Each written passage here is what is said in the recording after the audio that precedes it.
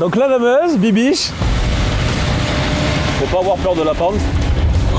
On dirait qu'on se jette dans le vide là. Voilà, c'est un live sur TikTok. Dans le décompte, c'est lancé. C'est mon bureau, c'est mon espace de travail quoi. Faut aimer les engins. C'est des machines qui sont impressionnantes. Ouais. C'est vrai que sur TikTok, à parler un peu du métier du damage et faire des vidéos comme j'ai fait, je suis un des seuls en France à faire ça. Donc, Puis on n'est pas trop embêté par les bouchons non plus. Donc bon. On a des paysages et des vues que personne voit. On va où? C'est les cabines de la CETA pour rejoindre nos machines qui sont au garage. Ce trajet, ça fait combien de temps que tu le fais? 8 ans à Valoir. Tu t'en lasses pas de ce Non. trajet? Non. On va dire que c'est un métier passion. Moi j'adore ça, mon boulot que je fais, donc c'est toujours cool d'aller travailler quoi. Toi t'es valoirin. Pas du tout. Moi, je suis des Pyrénées à la base, l'Ariège. Ah donc t'as trahi ta contrée pour venir Du coup, je ici. suis parti dans les Alpes. Et après le reste de la saison, parce que j'ai un autre boulot aussi à côté, je suis en Charente au-dessus de Bordeaux. Le dameur, c'est seulement l'hiver. C'est l'hiver, ouais, voilà. On fait un plan de damage en fait au bureau et après on se répartit le travail entre nous au niveau des chauffeurs quoi. Alors on va damer le domaine quoi. On fait à peu près entre 70 et 80% de damage du domaine on va dire tous les jours. Bien elle est là. La Le tienne, treuil c'est là, celle-là? juste là. Comment tu la reconnais? L'habitude. Moi je la connais en fait, elle a un éclairage qui est un petit peu différent et puis il y a 2-3 trucs qui changent par rapport aux autres en fait. Ça fait partie du travail aussi, c'est de regarder en fait qu'il n'y a rien d'anormal sur la machine. Il n'y a pas de fuite, il n'y a rien de particulier. On attend que les pisteurs finissent de fermer le domaine. Et nous, après, dès qu'on a le feu vert, on va commencer à partir et aller travailler. Quoi. Alors quand ils partent, c'est les derniers. Les luges et les VTT, ouais, c'est qu'on va pouvoir y aller. Ouais. Il est 17h05, donc voilà, fermeture du domaine. On a notre terrain de jeu, on va dire, qui est prêt. Et on se met en place. Déjà, c'est réglage du siège parce que il faut... on va dire une position de conduite qui soit quand même agréable parce qu'on va passer 8 heures dans la machine. J'ai un GPS. Après, en fait, on a une échelle qui est ici. Voilà, donc c'est des hauteurs de neige en fait. Chaque hauteur de neige correspond à une couleur. Donc du coup, tout de suite, on arrive à voir, là, on voit bien que c'est bleu, il y a de la neige. Par contre, un petit peu derrière moi, là, il y a une tache un peu vert-jaune. Et là, ça veut dire qu'il y en a un petit peu moins. Alors ça, c'est pour la lame. En fait, la lame, c'est ce qu'il y a devant. Exactement, c'est toute la partie avant de la machine. Là, c'est ce qui nous sert, on va dire, à pousser la neige et à enlever les bosses sur les pistes de ski. Là, on va aller faire une piste rouge sur le sommet de la CETA. Tu passes tes journées sur les pistes, t'es incollable. Tu les connais toutes par Oui, cœur. oui, les pistes, on les connaît. Déjà, on les connaît toutes, aussi bien les virages et tout. Mais en plus, à force, avec l'habitude, on arrive même à connaître les mouvements de terrain. 2100 mètres d'altitude. On a la vue, on commence à être un peu chanceux, là, on va dire. Sur le haut du domaine avec la belle vue quoi. Et le coucher du soleil. Hop. Donc la dameuse, Bibiche, comme je l'appelle des fois, et ça c'est Montreuil. Et on vient l'accrocher en fait sur des points d'ancrage qu'on a sur des pistes, qui est ici. Donc là c'est un anneau avec une chaîne, tout simplement. Elle est reliée en fait à un point d'ancrage qui est enterré à 2,50 m, 3 mètres sous terre. Ça nous permet de monter. Alors, on est sur des pistes on va dire rouges et noires. Donc c'est des pistes qui sont plus raides. On pourrait avoir la machine qui glisse dans la descente, donc le treuil va nous retenir. Et là je fais marche arrière, le câble est en train de se dérouler automatiquement. Et t'as 1000 mètres de câble. J'ai 1000 mètres de câble. Faut aimer les engins, surtout parce que on est sur une machine qui fait 8 mètres de long, plus de 5 mètres de large, plus de 14 tonnes et demi. Le métier de dameur en fait, ça a été inventé dans les années 50, si je dis pas de bêtises, 50-60. Et l'idée en fait c'était de venir tasser la neige. L'autre fonction c'est aussi de préparer des pistes à plat, de les mettre bien comme il faut, propres. On a une lame sur les dameuses qui est une lame 12 positions, donc c'est-à-dire qu'on peut la mettre en biais, on peut la tilter, on peut l'incliner, les oreilles qu'on peut ouvrir et fermer de chaque côté. Du coup il y a besoin d'un permis dameuse. En France non, on n'a pas besoin de permis. Les formations c'est pareil, c'est pas obligatoire. Il y a des CQP qui sont en place aujourd'hui, donc c'est l'équivalent d'un CACES en fait. Ça veut dire certificat de qualification professionnelle. Moi là, je pourrais prendre ta place. Oui, exactement. Oui. Donc là voilà, clairement, la neige qui est sur le bord de la piste, je la prends et je la remets au bord. Donc là, tu vois, c'est mon premier passage en bord de piste. On est en bordure des jalons. On va encore faire 2 allers-retours. T'es méticuleux hein. Et il faut que ce soit fait. Hein. Moindre petit défaut, ça peut causer problème pour un skieur le lendemain. Quoi. Tu te sens responsable aussi de la... Oui, clairement, parce qu'en fait, on joue aussi sur la sécurité des clients. Hein. Par contre, là où il faut vraiment faire attention, c'est sur tout ce qui est, on va dire, piste verte et piste bleue.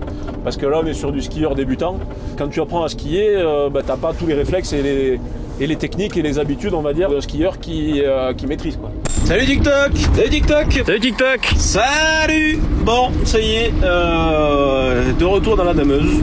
Et toi, t'es un dameur star des réseaux? Bah du coup oui, durant le Covid, j'avais eu l'idée de lancer un petit peu le damage sur TikTok. Il y avait personne qui l'avait fait encore jusqu'à ce que je me lance dedans. Et toi, tu penses qu'à l'époque, t'as lancé ton TikTok aussi pour mettre la lumière sur ce métier? Bah oui, parce qu'en fait c'est bête à dire, mais c'est un métier de l'ombre. De toute façon, on nous appelle les hommes de l'ombre, c'est pas pour rien. Hormis voir des points lumineux dans la montagne la nuit, c'est tout ce que les gens peuvent voir généralement de chez eux, quoi. Ce soir, tu le commences à quelle heure ton live? On va le faire, je le ferai en deuxième partie de soirée, je pense. Sylvain, tu reçois? Ouais, Nico. T'arrives à me laisser passer, je vais aller sur la cascade. Pourquoi t'as voulu faire dameur? C'est un rêve de petit garçon ou pas du tout? Oui. Bah, étant originaire, on va dire, des Pyrénées de la montagne, j'ai appris à skier en même temps qu'apprendre à marcher. Il faut savoir que dans les années 90-95, en fait, il n'y avait pas la même réglementation qu'on a aujourd'hui sur les dameuses. Et ça arrivait des fois que, pendant qu'on skie en journée, il y a des dameuses qui se promènent sur le domaine skiable. Mais je voyais déjà ces machines évoluer, en fait. Et déjà, j'étais déjà attiré par ces engins, en fait. Et jusqu'à en arriver, on va dire, à faire mon métier aujourd'hui. Et ça fait 10 ans qu'aujourd'hui, je suis dameur. Tu te souviens de la première fois que t'es monté dans une dameuse? Oui. Comme si c'était hier, hein, clairement. C'était en 2009. Précise. Ah ouais, 2009. Après, la date précise, c'était au mois de décembre. Je crois que ça devait être autour du 28 ou 29 décembre, quelque chose comme ça. Clairement, la nuit d'avant, j'en ai pas dormi parce que je savais que le lendemain, j'allais faire un tour de dameuse. C'est vrai. Ouais, non, mais vraiment, dès qu'on a attaqué la première pente, hein, qui aujourd'hui, en fait, est une pente ridicule, je m'en rends compte. Et attaquer cette première pente qui était une piste bleue et d'être collé au siège, cette sensation de montée de puissance avec la machine qui était incroyable, quoi. En fait, t'as le souvenir de ça, de grimper dans la montagne, quoi. Avec un magnifique coucher de soleil, ça vaut le coup. Pour le premier jour, on est gâté. Je partage, on va dire, la vue de mon bureau. Et que la montagne est belle, quoi. On est tout seul et puis ça fait vraiment penser à ça, quoi. Toi, c'est aussi pour ça que t'aimes tant ton métier, c'est que t'as l'impression d'être seul au monde. Oui. Bah, clairement, on est, voilà, comme je te le dis, on est en équipe, mais on est quand même seul sur le domaine, sur nos pistes, quoi. Et la nuit, c'est encore une autre ambiance. On a le domaine pour nous, on a les pistes pour nous, quoi. Tu te sens privilégié? Oui, clairement. On a des paysages et des vues que personne voit. Alors, en plus du paysage, on a les animaux. On a des biches, on a des chevreuils, des fois des loups. J'enlève mon treuil. Tac. Et là, il n'y a plus qu'à s'échapper. C'est bon, la piste est finie. Ok, bon bah je fais. Là, on est sur une piste noire. On monte à 65% de pente, là. Et là, tu t'attaches pas pour autant. Non, je me cale bien dans mon fauteuil et voilà. Ah ouais, là, j'ai l'impression d'être au parc Astérix. Grande attraction, ce que j'allais dire. C'est pas un peu dangereux, quand même, le métier de dameur? Faut pas avoir peur de la pente. Faut pas avoir un peu le vertige. On est habitué en fait, quoi. C'est notre quotidien, quoi. Par contre, ça peut arriver que quand on a des problèmes avec le câble ou quoi, le câble qui casse, hein, parce que ça on n'est pas à l'abri. Des fois, on se fait des petites frayeurs, ça peut arriver.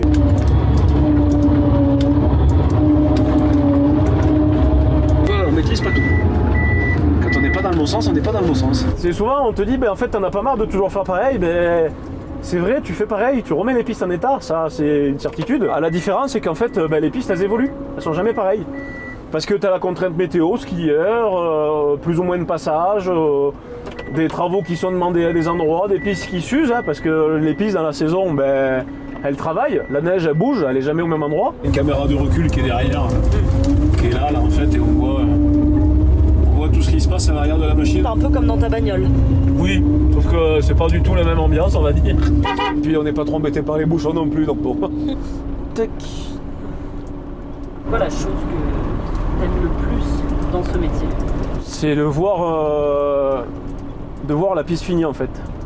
Quand t'arrives et t'as fini, que t'as mis ta piste, elle est vraiment propre, plate et tout, avec la neige où il faut et comme il faut, et en fait t'as la satisfaction de pouvoir sortir un bon boulot pour les skieurs, quoi. En bas, c'est Valoir. En bas c'est Valoir, voilà.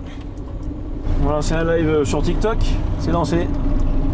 Ça, on va retrouver un petit peu la communauté. Une grande famille, on va dire, un peu, quoi. 223 là.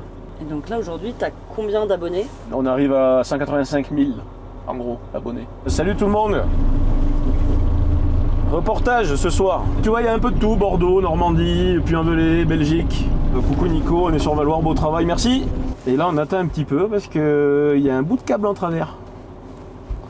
On va attendre que le collègue il est au treuil. Bon les gens, pourquoi vous êtes sur le live? C'est la question. Pourquoi vous regardez le live? On regarde car c'est passionnant et intéressant. Rêve d'être dameur, tu vois, parce que je suis chauffeur agricole, tu vois, c'est...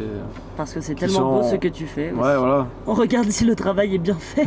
Tu as lié des liens d'amitié avec des gens sur TikTok. Ah oui. Sacha, c'est pas où il est encore en bas, oui. Les gens connaissent même le nom de tes collègues. Ouais, il y a vraiment des habitués, oui. On va voir, regardez, on va voir Sacha qui va remonter. Vous voyez si ça grimpe un peu. On s'en rend mieux compte quand il y a une autre machine, hein. Quand c'est moi qui filme, c'est pas pareil. Et là, il va pas y arriver. Il a du mal. Ouais, ça patine. On met comme ça, et le téléphone, il est accroché ici, à sa place habituelle, en fait, comme s'ils étaient dans la machine avec moi. Ouais. Ça t'est arrivé une fois de retrouver un skieur perdu Oui. qui avait des chaussées? Et une fois ça nous est arrivé, on a eu une alerte, voilà, il y a quelqu'un qui est pas rentré, on a appelé le service des pistes de dire que cette personne n'était pas là. Donc elle est toujours sur le domaine, il faut la trouver quoi. Sûr, c'était pas un jour de beau temps, c'était un jour de tempête avec du vent et de la neige, donc du brouillard et tout. C'était compliqué, mais on a réussi à trouver la personne quoi. Généralement, dans l'hiver, on l'a une fois, voire deux fois, ce cas de figure quoi, de chercher, on va dire, une personne avec les dameuses quoi. De sauver des vies parfois. Bah ça arrive, hein, des fois comme quoi. C'est pas, on va dire, notre rôle principal, hein, on n'est pas là pour ça à la base, mais quand il faut quoi, parce qu'il faut pas oublier qu'on est quand même dans la montagne. Hein. Alors on va aller faire la pause repos. Ouais. Donc là on arrive. Ouais, on arrive au bas de la CETA. C'est la fin de la balade. Bonne soirée brute, tu vois. Allez, à tout à l'heure, je relance.